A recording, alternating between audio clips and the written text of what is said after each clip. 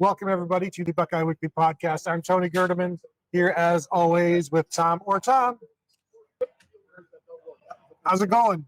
That was a day of football and really a weekend of football that I thought lived up to exactly what I was sort of expecting, but really what I was hoping in terms of environment, stadium, game, all of it really was, sort of what you had in your head in terms of what this might look like and sort of the experience overall.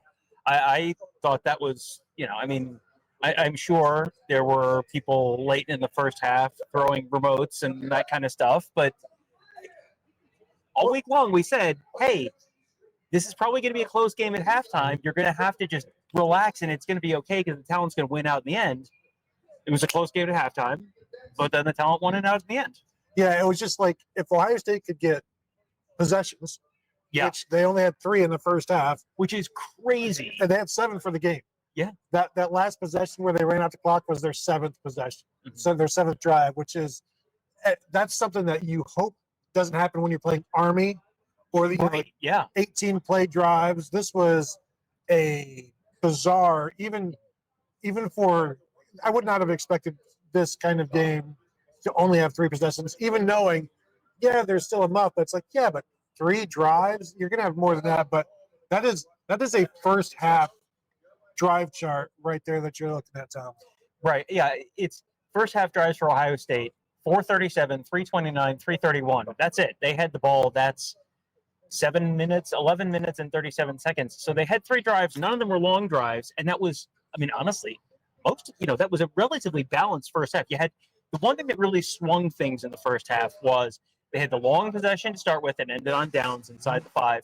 And then they lost a possession with the Brandon and his fumble on the punt. That's where you really lost a possession. And that was what really kind of swung things. Ohio State's offense, they scored 24 points. They had one touchdown in the first half. They didn't score until a minute 8 in the first half. And still, you look at the drive chart, and it's like 9 plays, 45 yards. They had 6 plays, 15 yards, and a punt. 10 plays, 73 yards. 14 plays, 75 yards. 11 plays, 59 yards. 8 plays, 44 yards. They did not have a bad drive other than the second drive. They lost the one drive to the fumbled punt, and that was really it. As frustrating at times to watch the offense, as conservative as it was, scoring 7 points in the first half, my thought was if you just throw the ball more, you'd have more points. Now, again, there was only 3 possessions, so you can only have so many points. But Brian Hartline, Ryan Day felt like they were just intent on running the ball, slowing things down again, taking maybe that's lure the crowd to sleep, but they didn't because this place was loud all day. We can talk about that later on. But eventually they started letting Julian Sayin throw the ball, 22 of 28 for 208 yards, 2 touchdowns. Again, only had maybe a couple of moments where he should have thrown a pass or just got pressured, but he never looked rattled. Tom, what would be points on the bold prediction? Was this a 2-point bold prediction if you would have said Julian Sayin will outrush DeMond Williams? Yeah, boy, that would have been a pretty good one, and that's, I think, a testament to how good the Ohio State defensive line was in the game. They had a bunch of sacks, but they also he just never got loose. You could really tell what the game plan was. Don't let DeMond Williams beat you with his legs. Don't let Jonah Coleman beat you. Don't let Denzel Boston beat you. And Jedd Fisch was asked about don't let Denzel Boston beat you, and he said, "Look, we got other guys. We're comfortable with other guys." And we spent all week saying these are the 3 guys to watch. Ohio State said these are the 3 guys to watch. You're not going to beat us. Make someone else do it. And I'm sure people are watching the game going, who the heck are all these guys catching passes? Tom and Tony didn't say, we didn't tell you about, we haven't say Desmond Roebuck's name out loud once this week. And your Decker DeGraff, we did not say that name out loud once this week. But that's what happens when you take away the guys. This was a don't let Michael Jordan beat you kind of game. So, okay, B.J. Armstrong is going to score whatever B.J. Armstrong is going to do. But if you're going to, if it is all right, let's see if B.J. Armstrong can beat you, you're going to take your chances with that. Yeah, and that's what happened. And, Denzel Boston had a 17-yard catch in the first drive and then didn't have anything until like the fourth quarter because they limited him Yeah, 3 catches, 26 yards, and a long of 17. So that's you will take 8.7 yards per catch on from the big, and 8.7 yards per catch for Jonah Coleman as well. Those are two guys who in the past game you thought, oh boy, they could be difference makers, and they absolutely weren't. And Jonah Coleman had some nice moments, but Washington only had 2 rushes of over 10 yards or more. DeMond Williams had 1. Jonah Coleman had the 34-yarder, which I know probably frustrated some folks. But he had a couple of he got loose, and it's like, oh, that was 8 yards. Like, well, that's not a lot of yards to get loose. You're gonna give up some 8-yard rushes. The most dominating performance. You could be completely dominating in terms of a defensive performance, and you say their long run of the day was 9 yards, and you're going to give up some 7 and 8 yarders. That's fine. You don't want to do that a lot, but if that's the big one, that's fine. Jonah Coleman had the 34-yarder. The other 12 carries in the game, he had 36 yards. So that's 3 yards a carry outside of the one long one. If you had told Matt Patricia that on Wednesday, Jonah Coleman's going to have a 34-yarder. He's not going to score. And then he's going to average 3 yards a carry for the rest of the day. And Denzel Boston's going to have 3 catches for 26 yards. I mean, I've never seen Matt Patricia do a cartwheel, but I bet you would have gotten Matt Patricia to do a cartwheel if you told that on Wednesday. Jonah Coleman will have 70 yards. Everybody else will have -9. Yeah. You're gonna take that for sure. Ohio State's long rush of the day was 16, but they still rushed for 149 yards. That's consistency. That's when we talk about 4.5 yards per carry isn't great, but over the course of the game with no long runs, that's just ball control, and you're holding onto the ball as much as you have it. And they started putting together some long, time-consuming drives in the second half there. We do need to get to the super chat from Mike Ferguson. He says, cue the tractor towing bench and the leaf blower. Well, we got a cart. I see some kind of a vehicle with a flashing yellow light over there. I don't think it's towing anything, but siren as soon as you said it. We are in the flight path up for SeaTac as well, so you may hear airplanes from time to time. I hope we're okay where we are in terms of we're not going to get put on like a cart or something. Yeah. Are we told to move? We'll see. This Ohio State defense. Well, I mean, let's talk about Caden Curry because this was a JT Tuimoloau against Penn State kind of performance without the touchdowns or interceptions. 11 tackles, 9 solos, 3 sacks, school record tying 5 tackles for loss. That's nuts. And he was everywhere. There was one where he was covering Jonah Coleman on a crossing route, like a little angle route. He tackles him as soon as he catches the ball. He was everywhere, and I think he had 6 tackles on Washington's first 30 plays of the half in the first half. We collectively, not you and me. A lot of people talked about Bo Atkinson and Kenyatta Jackson as the starting duo, and yet Caden Curry is playing like an All-American right now, and there's 2 Cadens playing this well for Ohio State, and it was impressive to watch. Yeah, for sure. Those were the 2 guys on defense who you went, wow, several times. 11 tackles for Caden Curry, 7 tackles for Caden McDonald. Caden Curry had some big plays, 3 sacks.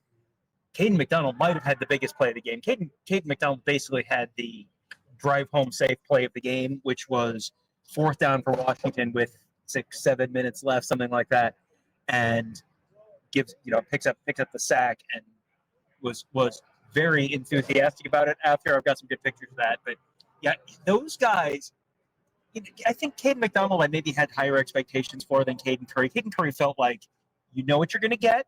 He's going to be very good. He's going to be solid. He's not going to be Chase Young. He's a good effort guy. But that's okay. He's going to be a really solid guy. He's going to give him 30 snaps a game. I think I said before the season said, I think I am much more confident that he's going to get 5 sacks than almost anyone else on the team because he's going to be really solid and he's going to get 5 sacks. I think there's a lot of people I would say might blow up and have 10 sacks, much more likely than Caden Curry. I would like to revise my earlier assessment. He has been everything they have needed in terms of the defensive end because they lost 2 real good defensive ends. And you felt like coming into the year, they've got guys. They'll be okay. It'll be fine. Not a real problem. But this has gone from not a problem to, oh, wow, this is really, he is really on one. He now has 8 tackles for loss in 4 games, 5 sacks. he may actually. Does he now lead the team in tackles too? That can't. Well, he was 6 shy of Rivalries, and so now They're tied. they're tied. What did Jalen McLean do? Because he was at 17. Jalen McLean had 2. He was 3 behind. So you now have Caden Curry, who leads the team in tackles, tied, leads the team in tackles for loss with 8, sacks with 4 or 5 actually, and no interceptions. But could do more. Yeah, hasn't run the ball. We've seen him at fullback before. Yeah. That's the next step. If you want to, oh man, you've got a Heisman candidate right now. His name is Caden Curry. Get him the ball. Yeah, maybe a punt return. Maybe. Well, I thought they might be looking for a punt returner at one point in the early first half of this game. That was there was not many times during the course of the game that I thought, that's a little concerning for Ohio State. It played out. It was, I'm sure, very frustrating the first half for Ohio State fans. They bogged down in the red zone again. But you constantly kind of thought, well, they have the passing. And like you said earlier, like they'll be able to throw the ball if they need to throw the ball. And the defense has been very good. I don't expect Washington to put up a bunch of points. This will be one of these talent win-out games. When Brennan has fumbled the punt in the first half, and when it was, they had gone right down the field, they had stopped Washington. They stopped Washington again. And they had, because Washington's first 2 drives, 3 plays 8 yards, 5 plays 6 yards. I mean, they didn't go anywhere. So it was very much, okay, it's fine. They didn't score the first drive. Brandon Ennis catches the punt. He runs it back across midfield. It was a good 30 yards. It was a good punt return. And then you fumble it, and that was one that, if Ohio State gets the ball there, I think there's a very good chance they drive in and they score. And this game probably does end up. I said 38-17. I don't think that Washington is scoring 17 points. Upon further reflection, I don't think there's a world in which Washington scores 17 points. But this was a game where Ohio State probably could have pulled away a little earlier, except for the mistakes. Although you watch the whole first half, I think both teams went to the locker room with the head coaches thinking, well, shoot, if only we hadn't made all of those mistakes. And Washington was a penalty after penalty after penalty. And, we'll discuss exactly which federal prison this officiating crew should go to. Because, boy, if you want something that the Buckeye fans and Husky fans in the comments will agree on, this officiating crew should go to federal prison, probably for a while. But this was Washington kept having penalties that short-circuited drives. Ohio State had the turnover. They had a couple penalties that sort of short-circuited drives. And there were just a bunch of things where I think they're not going to love watching that film on Sunday back in either facility. There are some people who are not going to love watching it, but I mean, Kevin Newton said it on the message board at half, saying like both of these teams should feel fortunate to be in this game at this point because Ohio State. Well, we talked about it before the game. How does Washington win this? Well, they've got to steal a possession. Yeah. They did that. Ohio State's got to make mistakes. They did that. Mm-hmm. And yet, eventually, Washington also has to play well. And, and Ohio State's defense needs to not be as good. And sorry, they apparently are. Yeah, well, Ohio State's defense is legit. And I don't think that's a big surprise.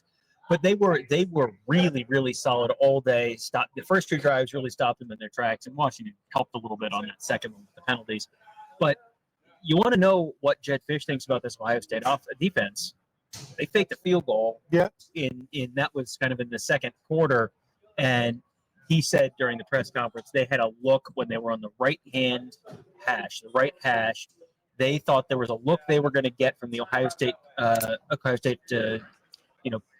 field goal defense block team, and he said they didn't really get it. I think the look was Davis and Igbenogson came flying off that right edge on the first one, and I thought might block that first field goal. He got close, and I think it was Sonny Styles behind the line. He got close. I think, and to Ohio State's credit, there was special team stuff that I'm sure Ohio State fans were kind of pulling their hair out over.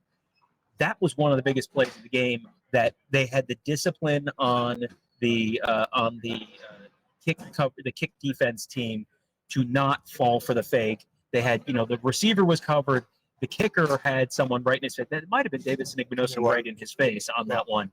Yeah, I was waiting for a flag because he was kind of keeping him from going anywhere. Yeah. Now, the ball wasn't going to be caught. I think it was going to be overthrown. Uh-huh. But I was waiting because, well, you know why. Yes. But also, like you said about the refs. But I know Washington fans wanted it, and he did impede with his route, but they let it go because even the refs are like, "What are you doing?" Right. Yeah. Well, and it was not. I don't think it was a great throw. The coverage was there. It was one of those where spiritually the play was covered, the play was defended. Like, you don't want to hand them something, but I mean, can we talk about the roughing the passer call that Washington got flagged for?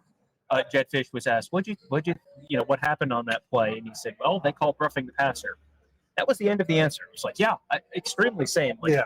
I don't know what that was. That was one where it's like, well, we're getting paid by the flag now, so we've got to listen. Kids got to get braces. I got to get we got to hit our quota. It's the end of the month. This is the problem when you sponsor penalties.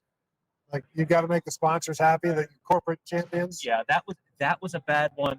There was the one where Washington had the long pickup kind of deep in their own end, kind of left side of your TV screen, and then there was a sideline penalty, and apparently an official ran into a coach on the sideline, and Jedd Fisch was a little unclear on what actually happened there. I don't know if that showed up on the broadcast or they did, but I missed it because the broadcast was like real time. Okay, so it was just yeah. But also, there was no warning on the sideline. Warning. Well, it was blatant. Well, if you run into someone, if the official running down the sideline runs into someone, then it is a penalty. Sideline warning is like the players have come out on the field, not that you've interfered with a player or interfered with an official during the course of the play. It must have been pretty blatant. And then Jedd Fisch gets a penalty about 5 minutes later for arguing with a referee. Yeah. Well, both teams got called for unsportsmanlike conduct at different times, and it was a little bit sloppy, which you're going to have. I thought the strangest thing was all week long we talked about the noise in the stadium and how it was going to be a challenge for Ohio State's offensive line.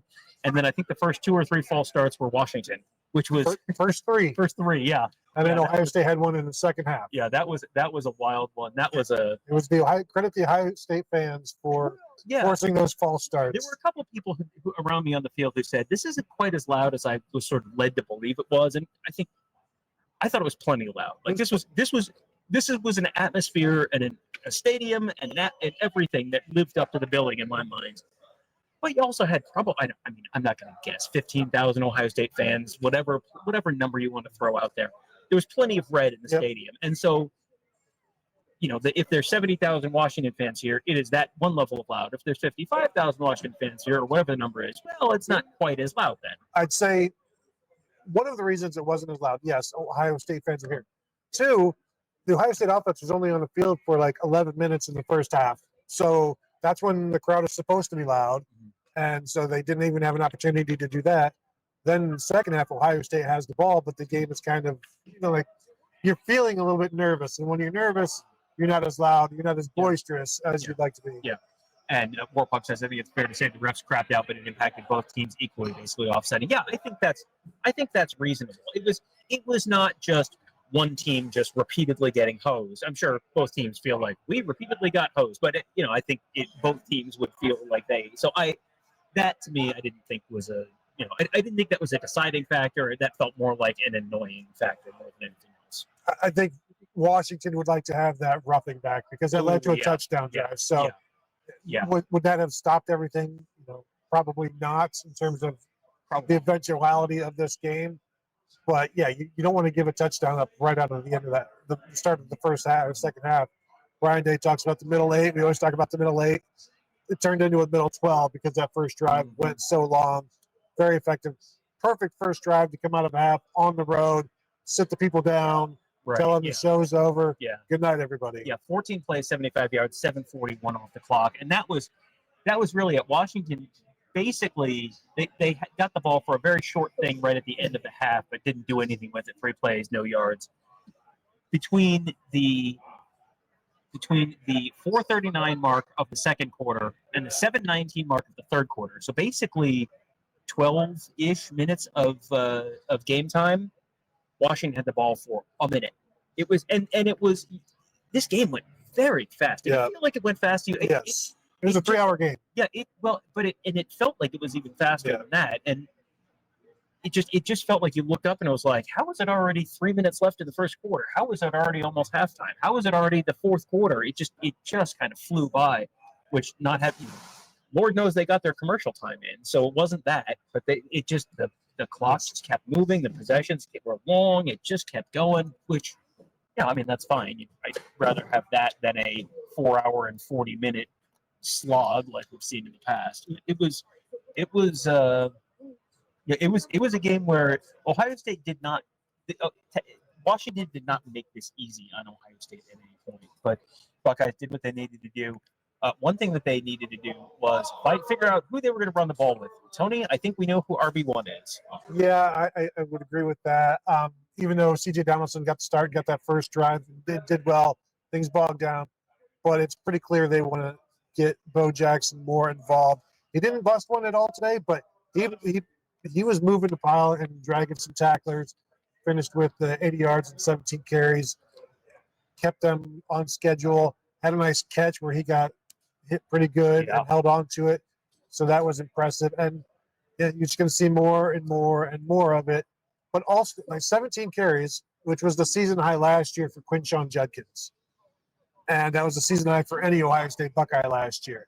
So that gives you an idea of what they think of him, what they needed, and we need to run Bo just to make sure we win. That's the kind of mentality that they had in there. And he had half of their 34 carries in this ball control type of game plan that they went with. And, you're only going to see more and more. And now they're going to continue to get James Peoples involved. We saw him late. C.J. Donaldson. I think what they're doing with him right now is what we're going to see all season long. Mm-hmm. Short yardage, you get a drive or two to, establish some things. You're going to be out there to catch the ball at times. You're going to be out there to protect the passer at times. He's the happiest guy on the team every time we see him. So you'd assume he's perfectly happy with this role. Yeah, you would think so. I mean, I think people have sort of come around on the idea that you don't need to have the 27 carry a game guy anymore. That's kind of a thing in the past. And you saw how beneficial it was last year to have everything sort of split up, keep guys fresh throughout the game, for individual games, keep guys fresh for the season. And you know what running backs typically feel like at the end of a season. And Travion Henderson and Quinshon Judkins were both much, didn't look like that at the end of the year. And these guys were all kind of around, other than Donaldson, were kind of around for all of this last year. So they kind of saw it and know. Mike Ferguson says, we convert that 4th and 1 with Bo Jackson, changed my mind. You had a much better view of that than I did. So yeah, I'm not going to try to do that. But you're talking about the one where C.J. Donaldson got stuffed. And I would assume the first drive. Yeah, exactly. Yeah. I mean, C.J. Donaldson had gotten him down there. He was running the ball well. You're going to assume things are going fine, and you just get it done. But Bo, at that point, they ran him on a little from the slot. He picked up like 2 or 3 yards. It doesn't matter who you run back there. You should be able to pick up that yard. Right. And they didn't. So that's an offensive line thing as much as the running back thing. So to say, well, Bo would have gotten it, I'm like, same offensive line, right? Right. Well, and you've also seen that the tush push is basically unstoppable, and so that feels like it's unstoppable when you have maybe like a 220-pound quarterback. Right. Well, they do. He's just on the sideline. Like, go ahead and put him in. And I mean, they ran him in a package in a 3rd and short against Ohio. I'm frankly slightly surprised, given that Lincoln Keenholz was at one point at Washington commit, that he didn't find a way to get him in the game. And maybe there was something that then the circumstances didn't show up right. But didn't get the right. Yeah. If you're struggling in 4th and short or 3rd and 1, and you're not able to run the ball, and you have the play that's so consistently successful that people are trying to make it illegal, I'm just a caveman, but to me, I would look at the play that is so consistently successful that they're looking to make it illegal. That I would consider working that into my game plan in those situations. The most remarkable thing about this game to me is DeMond Williams was 18 for 22 passing, and Washington was 1 for 11 on third downs. Yeah. How does that compute? Like, how many of these sacks were on third down? I know a few of them, but the fact that you're able to throw the ball so well, except when it comes down to third down, and they were able to move the ball between the 20s and 30s until things started to get a little compressed. Or there'd be times where they'd have good field position and then negative play, penalty, and it's almost like they're right back where they started. That's exactly what happened on one of their drives. Yeah. Where they just kept getting pushed back. And I can't say enough about the defense, but 18 of 22, they were completing passes down the field. But it feels like the whole game plan, even with the passing game, just contain it. We'll be right. Yeah. Just don't let it go crazy. Keep everything in front of you. Don't let Williams get out of the pocket. It was very much just, hey, eventually the defensive line will win. Make them go down the field in chunks and have 3 plays in a row where they're moving the ball down the field and not making a mistake and not giving up a negative play and all that kind of stuff. And yeah, they had plays that were some big plays, but Desmond Roebuck had a 20-yarder. Great. The other 3 catches, he had 38 yards. So that's like 12 and some change per. Jonah Coleman had a 14-yarder. His other 2 were 12, so that's 6 yards per. Denzel Boston had a 17-yarder. His other 2, 9 yards. That's 4.5 per. Murray Evans had 2 for 24. His longest 22. That means the other one was 2 yards. Decker DeGraff had 2 catches for 24 yards. Long of 23. That means the other one was 1. That was on a third and short. Yeah, Raiden Vines Bright was 2 for 10. Long of 7. And the other one was 3. Like, there were a lot of short plays. And you can give up a 20-yarder every once in a while. You have to string together 3 or 4 20-yarders to get down the field, and Washington wasn't able to do that. They were constantly getting thrown off schedule, either by not being able to run the ball for 5 yards a pop consistently, or getting sacked, or penalties. And then if you're off schedule, then yeah, you can throw for 7 yards, but if it's 3rd and 12, 7 yards doesn't do you a whole lot of good. Geiger Lee asks, does Washington, the team, the atmosphere, etc., feel like the Big Ten? And I absolutely feel like it does. And same with Oregon. Felt the same way coming out of that Oregon game last year. Now, UCLA, USC, whatever, but we haven't seen them yet. But USC honestly does feel like the Big Ten because they've been around the Big Ten with the Rose Bowl for so long. Yeah. But absolutely, the stadium is, it's like, it's not the biggest thing. But it's got 70,000. Mm-hmm. It's not unlike, Spartan Stadium. It's or a bigger Purdue Boilermaker Field type of situation. We spent the whole weekend making friends, and you're comparing this to Purdue. No, but it does feel Big Ten to me. Yeah, I think this is other than having a real long plane flight to get out here, this is a place that takes its football seriously, that the atmosphere is up to the standards of anywhere in the nation. And the team is legit. The team is this is a good football team. This is not a national championship football team in Washington right now. But you could see, Washington was in literally the national championship game 2 seasons ago. So you could absolutely see them get back there in the next few seasons, or at least be a playoff kind of team under Jedd Fisch. There's a lot to like there, I think, for Washington. And this is a stadium where, boy, if this is a playoff game, if you've got Georgia coming up here in December, or Texas coming up here in December, good luck. I'm just looking at Washington's schedule right now, and then we'll get back to the comments. At Maryland is their next game. By the way, Jedd Fisch said, we're excited to get on a plane and go to Maryland. I'm about ready to run up and that is a lie, sir. No one is excited about that. Then they're at Michigan, and I think the Michigan defense is going to give them fits. Illinois got a nice win today. That's at home. Then at Wisconsin, Purdue, at UCLA, and then Oregon here in the season finale. Yeah, which at Michigan, home for Illinois, and home for Oregon. Those are the 3 that you look at, and you're probably going to win one at least of those. This team very well might finish 9-3, and you could finish 10-2. I don't know that you're beating Oregon, but the other, at Michigan is winnable, but I think Michigan's favored. Illinois here, I think that's winnable, and that's probably a pretty close point spread, I think. Yeah, and this could be an opportunity for Washington to keep Oregon out of the playoffs. As well. Do you think they would enjoy that? I think they would enjoy that. I think it was Stephen Means before the game or during the game, ran into saw Ohio State fans running into some Washington fans, and the Washington fans thanked them for the win over Oregon in the Rose Bowl. Yeah, that is. If you were not familiar, you think Oregon's big rivalry is the Civil War against Oregon State, and at Washington's big rivalry is the Apple Cup against Washington State. And yes, but also Washington and Oregon have a history, like a history over the last, especially 30 years. I think Oregon, when they went to the Rose Bowl in 1994, I think they were showing highlights of this while we were at Autzen last year, and it was like a big interception in the Washington game, and that was like their huge signature moment from that season. Yeah, those are like capital R rivals, and it's cool that that's a Big Ten thing now. I did want to get to this from Warpug. Yeah. Tony won his impossible trifecta for running backs, hitting 17, 34, 80 something bold prediction. Well, Tony, James Peoples only hit 10 yards, so I don't think that you did. I know, I came close though. Womp.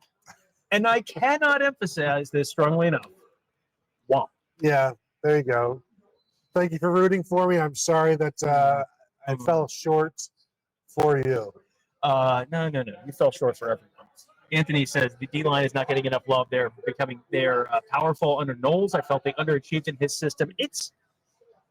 They're certainly showing a lot more looks, and they're certainly, I think, more tailored this year, and you can blame that on Jim Knowles. You can blame that on whoever you want to blame that on, or some combination of people. We're not going to get into that. But this defensive line has wildly exceeded my expectations for this season. Yeah, although as Ryan Day said, it's game 4.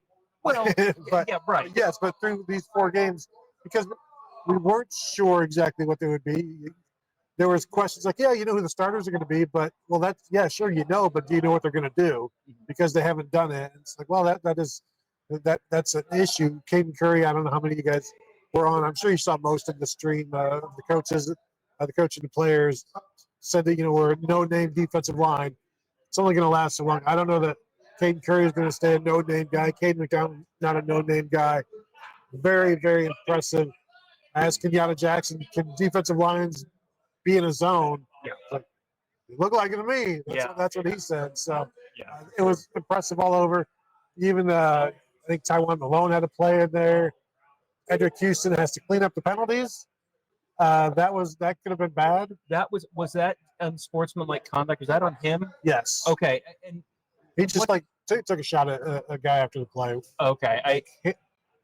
Slapped him. That was after a Caden Curry sack, right? Yeah, because they threw the flag, and I was thinking, well, maybe he got a face mask or something, and then they called on sportsmanlike conduct, and I didn't think they said Caden Curry's number. So yeah, you had a hands to the face on Phillip Daniels where the Washington player's helmet came flying off, and they hadn't thrown the flag, and the Washington guys looking around like, do you think it just fell off on its own? How do you think these things happen?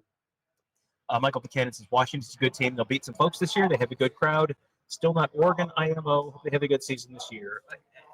I think it's hard to compare the games because the Oregon-Ohio State game last year was so back and forth. And, 32-31 is a very different game than 24-6. If we didn't see Washington score a touchdown today. So if Washington scores a touchdown and they fire up the siren and all that stuff, you could tell early in the game this place got loud. It was not as consistently loud throughout the game, but I was impressed with the noise. Mike Ferguson wants to know, the viewers want to know, did Tom take the Washington helmet cart for a spin? I actually saw that yesterday when I was here on campus. They had it stored in the parking garage underneath the stadium where I parked yesterday while I was doing one of the segments. And I took a picture of it, and I don't think I actually put it on social media, but it was like, I looked at it, I'm like, I've never seen a football team with a bullpen cart before. But they drove it out of the field. I'm assuming they must have shown it on the broadcast, but they drive it out on the field after must have made field goals. And no, sadly, I did not do the Marshawn Lynch. But believe me, anytime I see a bullpen cart, I think, what if I did? I saw it here when we got here about 10 hours ago. Mm-hmm. It was on the ramp. And I did see, is the key in there? And the key was not in there. I don't know how to hotwire carts. Only Ford Fairmonts from the early 80s. That's all I can do. Okay, good. There is. Hey, speaking of carts, there's a cart right there. I heard a beep, and I like I looked over to you to see if you were reacting because I was like, do I have tinnitus all of a sudden? Did that just I'm just happen? I'm dropping, cussing like crazy over here. Well, Jenkins says Ohio State had superior linemen. The real test will be what happens when you get challenged by teams with opponents that can match you and play bully ball. Maybe it's what kind of how well can Michigan run the ball? I'm going to be interested to see Michigan. We watch. I'm guessing that's a Washington fan. I am going to be interested to see how consistently Michigan can run the ball this year because their offensive line has been okay but not amazing. Bryce Underwood is sort of still rounding into form a little bit. So, yes, I think Ohio State is definitely going to get challenged several times this season. I think Michigan will definitely challenge them. I mean, the Penn State game is going on right now, and I think Penn State's going to present one kind of a challenge. They left. They were putting all that stuff over there together, and they left the TV on and left. Yes, they did. Yes, real class. Yes. But network TV people, folks. Justice Haynes, he's one of the best backs to come through Michigan so far, and the explosiveness that he plays with. And then you've got they're just steady, and really steady has been enough to give Ohio State trouble in that game because it's steady, and then boom, somebody's gone, and it's like what was it, the 22, I guess, when they held them in check for so long until the dam broke at the end. Well, that was 2 75-yard runs for Donovan Edwards. Donovan Edwards got a video game cover based on those two plays. Yes. And last year was kind of the same way as well, where it was 10-10, and Michigan really hadn't done anything, and they had the one run from Kalal Mullings, and that was it, and that was the play. I do want to get to something from Jedd Fisch. He had, I was over there for his post game, and if you've been on the stream, you've gotten to hear from the Ohio State side of things. Jedd Fisch had some interesting stuff to say. He was asked that you're going to hear two sound bites kind of together. The second one, the first one, he was asked about their struggles in the red zone and, the struggles on third down. I think third down, actually, specifically, just like 1 for 11 on third down. Yep. He got asked about that. And then he also got asked about taking sacks. And I thought it was interesting because you heard, all the conversation in the Ohio State side was how great the defensive line was. Jedd Fisch had a very different perspective on that. So that's the second question. The first question was kind of about the 1 for 11 on third down. So here's a couple minutes with Jedd Fisch. Well, we had first and goal on the 1, and we ran the ball and got stopped, and second goal on the 2, and then we false started. And we went backwards 5 yards, and that makes things very challenging because now it's 2nd and 7 on the 7. And now they wind up playing certain coverages where they've got guys really playing zone, hole players all throughout the red zone, all throughout the end zone. So it made it challenging. And then we wound up taking a sack. And then the next drive we went down there was 3rd and 3, and same thing. We wound up trying to get Dez the ball, and they had a hole player right in the throwing lane, and we got to throw that away so we have a chance on 4th and 3 to go for it. And unfortunately, we took a sack there and had to kick a field goal to make it 14-6. But we'll learn from that. And, that red zone defense has been tried and true for the last 25 years up in New England. And there are a lot of challenges there, a lot of different coverages. How do you feel like you guys fared in the trenches today? I thought we did well. I thought we were able to hold up in the running game. I thought we could run the ball pretty well. Didn't feel like we had a lot of negative plays. I think our negative plays came on sacks. And I think a lot of them, they were late sacks. They weren't early sacks. We were in a position where, they were winning more because of coverage than they were because of one-on-ones. And then at the end, they got us on a couple one-on-ones. But for the most part, I thought our line did well. All right, so there you go. So that was Jedd Fisch. I thought he had some really interesting comments kind of throughout the game. I did think it was very interesting that all the talk on the Ohio State side and, all the players they brought out were all defensive linemen, and defensive line's the story of the game. And then Jedd Fisch is going, it wasn't like they were just blasting through the offensive line. It was a lot of coverage, and which, Ohio State, that is also an important part of the defense, obviously. But you have good coverage. He's got to stand there, and he's got to, I don't remember if it was in that soundbite or one of the other ones, but he talked about Damon Williams. He was 18 for 22. Incompletions are okay. throw the ball away. You got to have kind of the clock in your head that's going, hey, okay, not open, not open, not open. Get rid of it because you can't, you can't always make a play with your legs, and sometimes there is a big angry guy coming right in your face. That's what we saw in the Colorado State game and the Washington State game, where in each of those games they gave up 3 sacks. So it's like, well, if they give up 3 sacks in that game, what's Ohio State's defensive line and defense going to do? And there wasn't a lot of blitzing. It was just, you know what? The defensive lineman talked about it, rushing as one. Mm-hmm. There's no freelancing. There's no getting out of your gap, getting out of your zone, your area. It's just all do it as one. And then win your one-on-one battles, which they did. And then Rivalries, Sonny Styles both had opportunities to be spies, and they were step for step with DeMond Williams when he would get outside and try to scramble.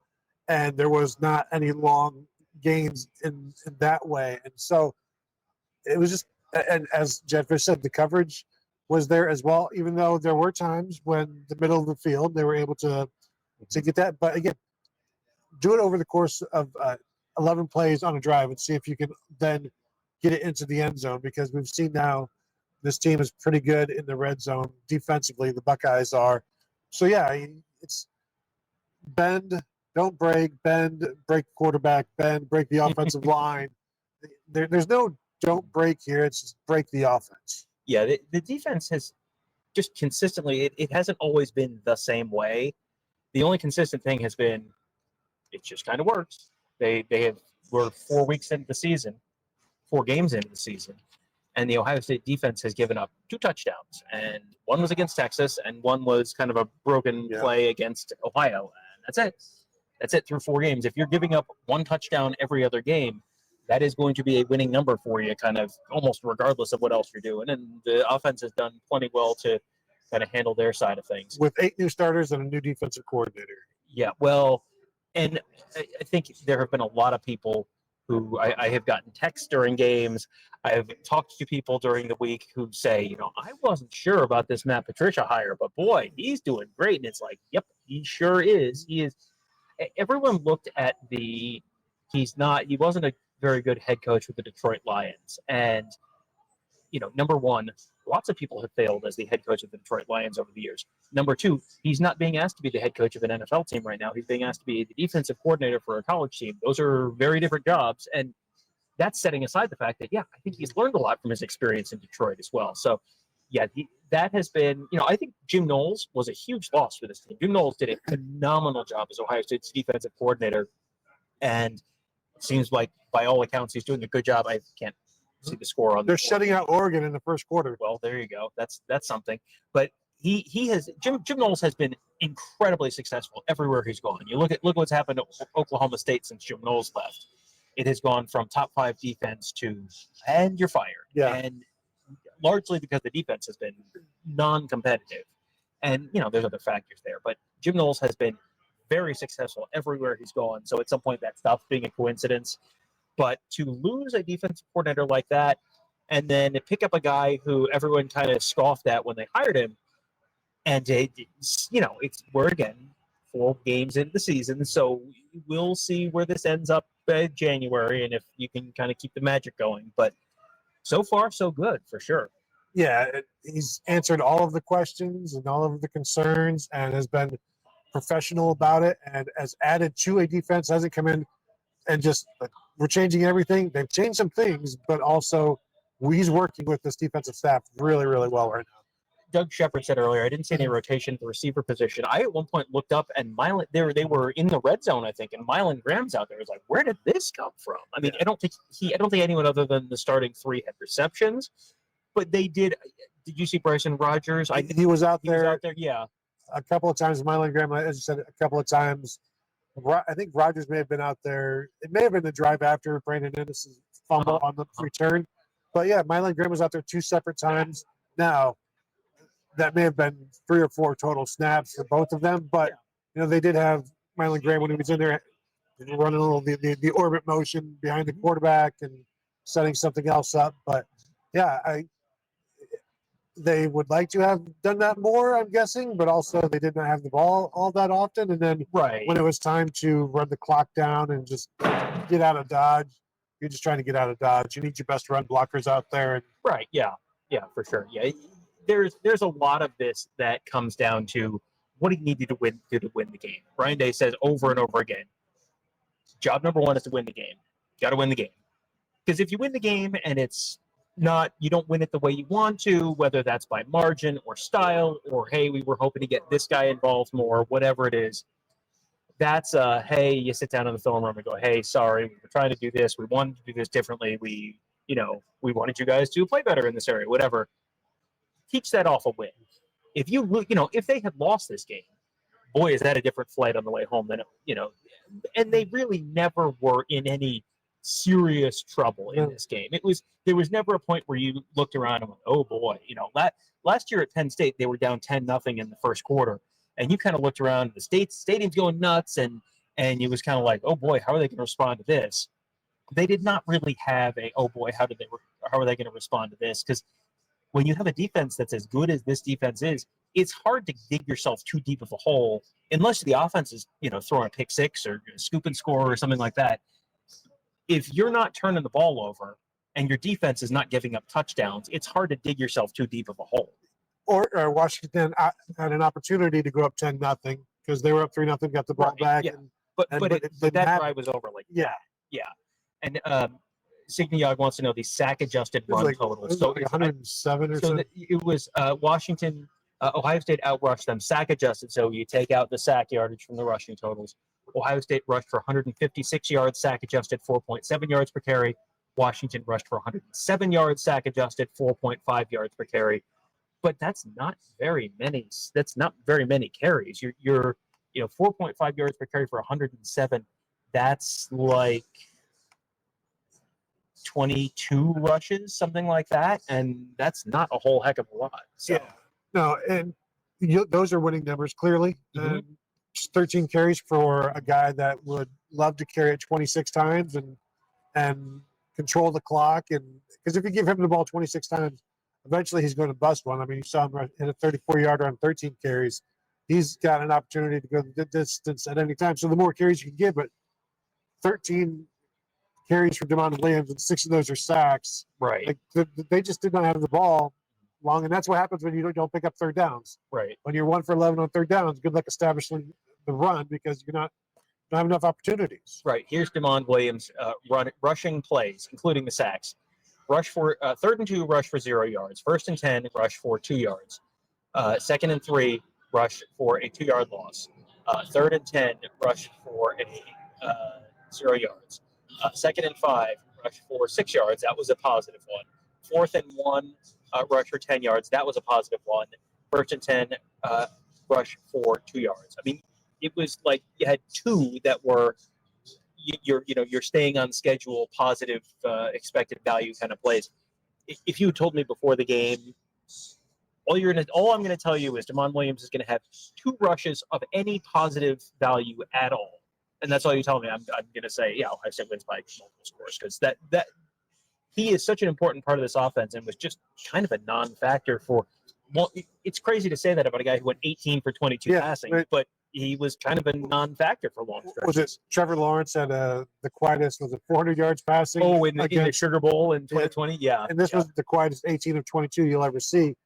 And they controlled him. There were no big plays. There were some chunks here, but then it's like, well, that chunk got you to the 35-yard line. Now what? And then it's like, well, there's no now what. There's nothing after the now what because now you've just lost yards on 2nd down, and now you're facing the 3rd long. That was one of the things that Ryan Day said on why Ohio State was so good on 3rd downs of their own. It's like he said because we're good on 1st and 2nd. Right. And that was a problem that Washington had where they'd get a good gain on 1st, but then they'd get a negative play on 2nd. And it's like, well, you just eliminated that positive gain on 1st down. Can we talk for a moment? I did not have my phone with me during the second half, and I just about died at not being able to tweet this. I'm sure other people made this joke on Twitter. Not the first time the good folks of Seattle have watched their team get run over by a guy named Bo Jackson.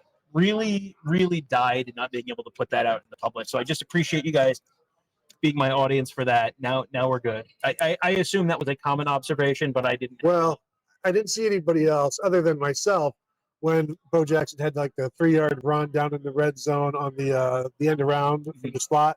I said it's the first time Bo Jackson has ever been stopped in the red zone in Seattle. All right. So same page there. There you go. Jeffrey McDowell says, I think our fans deserve a Buckeye leave for this game, even though it wasn't at home. I said the same. I said it. I was like that the first fall start, that would have been a Buckeye leave. Mhm. And then another one came and another one came. They were good. I don't know that I ever heard an OHIO, but you can't necessarily do that in the stadium because of the configuration. There was some Let's Go Bucks that were maybe drowned out by Let's Go Dogs, that sort of thing. But A+ effort by the Ohio State fans. And Tom said he eyeballed it at 15,000. It was a good number. It was a healthy number. You could hear them. I hate being asked to do that because it's like it's the most unscientific thing, and you're trying to, take these completely unlike areas, and I don't know how many Washington fans are in the west end zone behind us because that was all students. Yeah. But you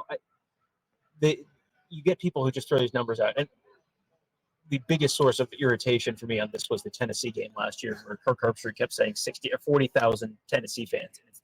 Allow me to assure you, there were not 10,000 fans within 40,000 fans of that because it never got that loud.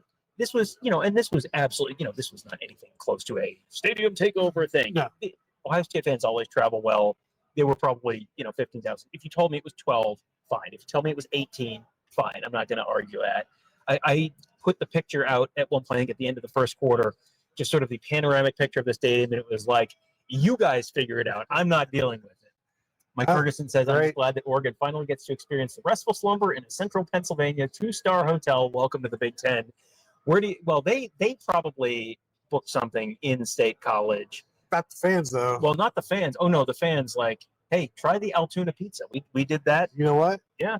And then your continental breakfasts of dry, hardened cinnamon rolls from wherever. Every time they have I think it might be a Hampton Inn commercial where it's the old lady that eggs make your bones strong. Where it's the what is the breakfast at the other hotels? I always think, hey, Central Pennsylvania.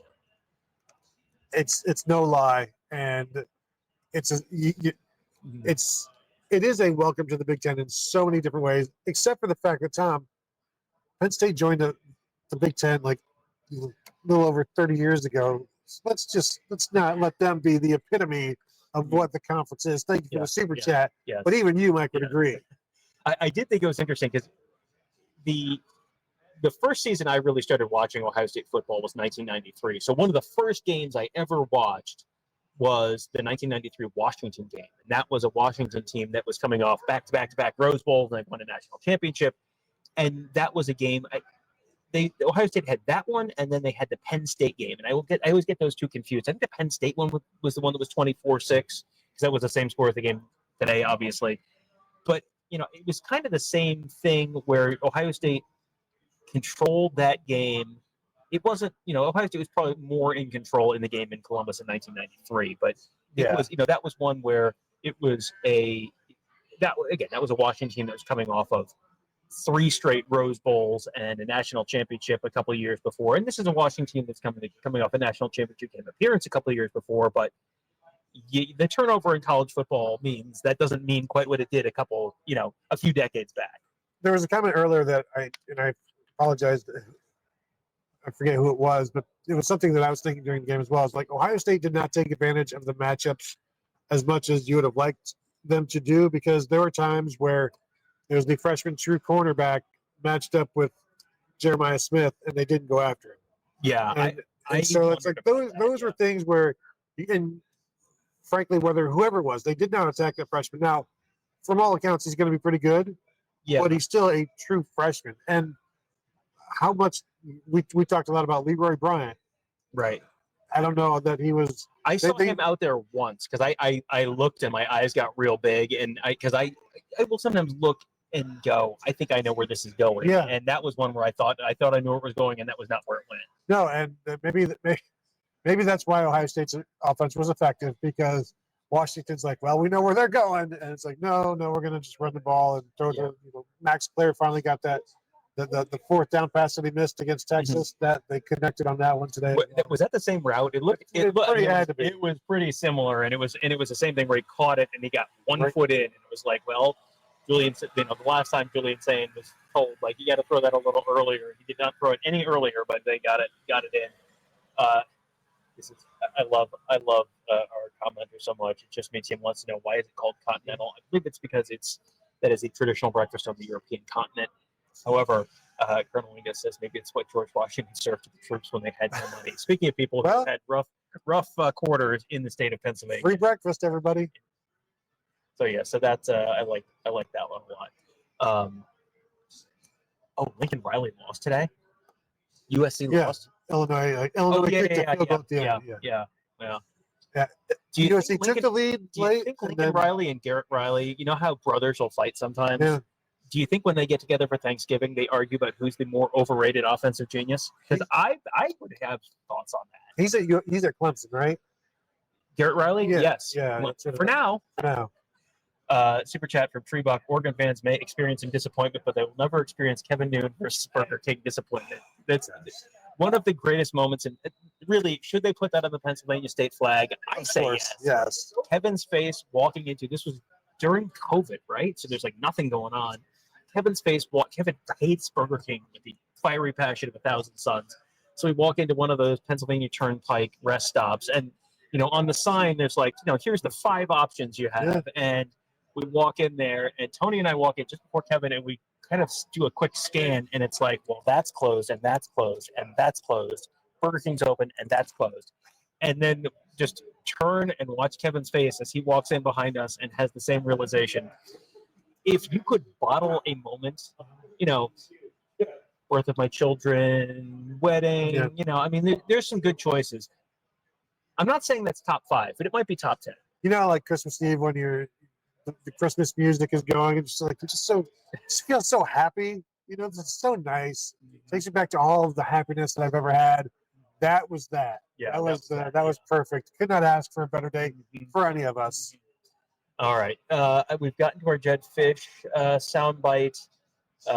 We have. I'm just trying to scroll through real quickly here to see if there's anyone we haven't talked about that we really need to. I don't think so. Peyton Pierce had a hit on Damon Williams that, if you guys go back and watch it, it was a little Corby Jones-ish. Okay. I think it was this 10-yard run, maybe, or one of those 8 or 9 yarders. Okay. But he cleans them up pretty good. You know what I wanted to mention real quick? Caleb Downs, 2 tackles.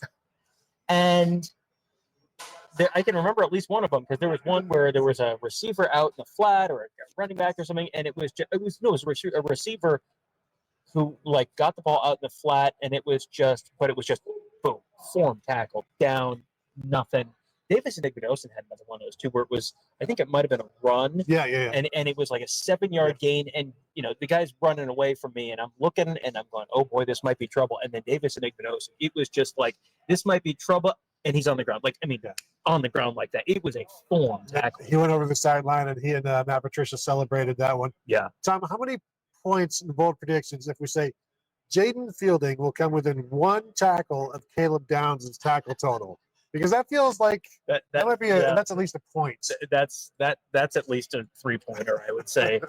and we talked about the positive on the special teams earlier with the with covering the fake field goal really well.